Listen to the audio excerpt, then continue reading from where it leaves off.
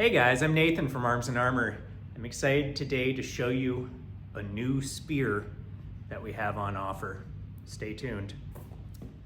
So, this thing is a beast and I think it's amazing and I think you're gonna love it. I'm calling this our Fébus Boar Spear, named after Gaston Phoebus, who wrote the most famous medieval hunting book of the 14th century. Now, this piece is based on one that's in the Metropolitan Museum in New York. It is huge. So the head of this spear is almost 14 inches long. You can see that it is 3/4 of an inch thick along the spine. It's this nice hexagonal section socket that I hand forged out of 1/8 inch steel. So this one couldn't be rolled cold, had to do it hot, which was kind of fun. And up here is one of the most interesting parts of the spear, is this toggle, right, that goes straight through the piece. And you can see on the original what it looks like. And this toggle, honestly, I don't think anyone knows why they turned like this. I've got some theories. But this was clearly meant to stop the dangerous animal from running up the spear. Some boar spears had wings that stick out to the sides, parallel to the cutting blade. The problem is that if your wings aren't much wider than the head, when you stab a dangerous animal, the wings might just go right into the wound that you've created. Whereas this toggle, being perpendicular to the blade, right, allows more sure stoppage. Now, these things are pretty cool because they weren't only used for hunting.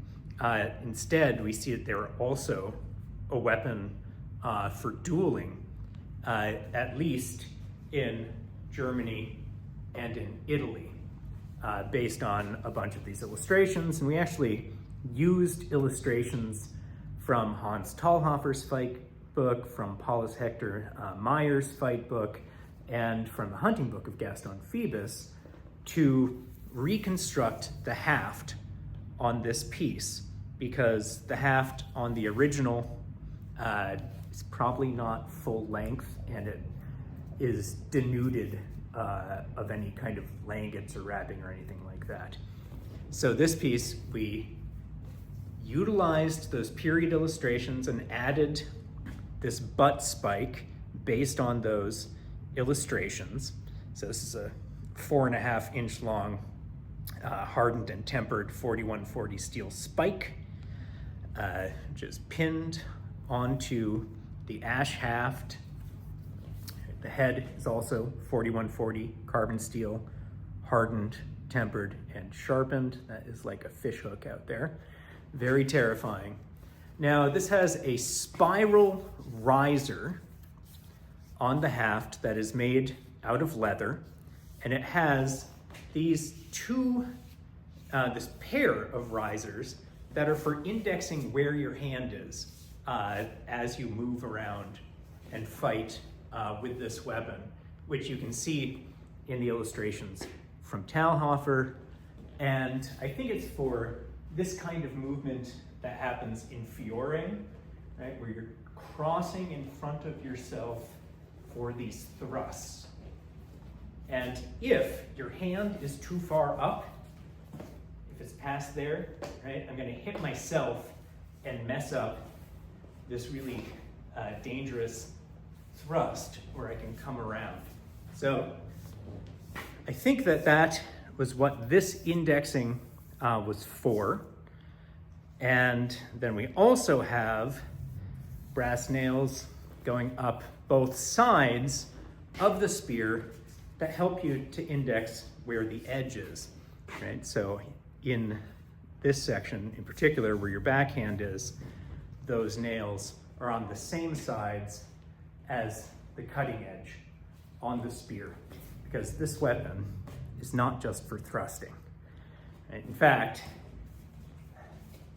one of the guards is essentially up here, right, where you are threatening this really dangerous cut. And this is no tiny weapon. So the original in the Met weighs 4.5 pounds. Ours weighs 4.75 pounds because the haft is a little bit longer and because we have the addition of this butt spike, right? The weight of the head is pretty much the same.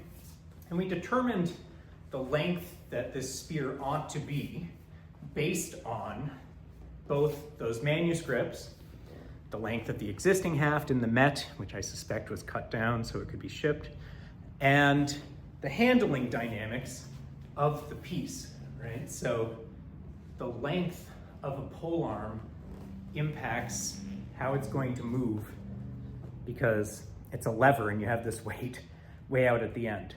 And this is a big weight, right? So having a shaft that's the right length for you to really be able to move through is pretty essential.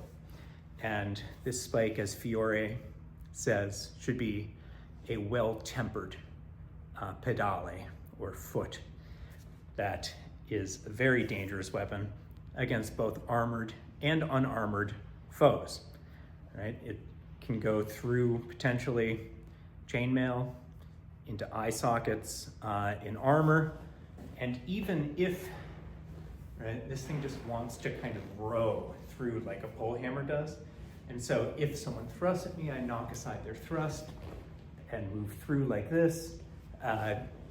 This is a really very dangerous part of the weapon. So you can see some of the detailing up here of the over 120 solid brass nails of 2 different sizes that are utilized in this piece. They're not just brass coated, so the brass isn't gonna come off. The haft is ash, of course, like all of our pole arms that we hand select and turn.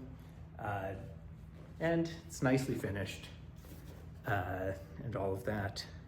You see here the peened end of the post that holds the toggle still and affixes the head to the shaft.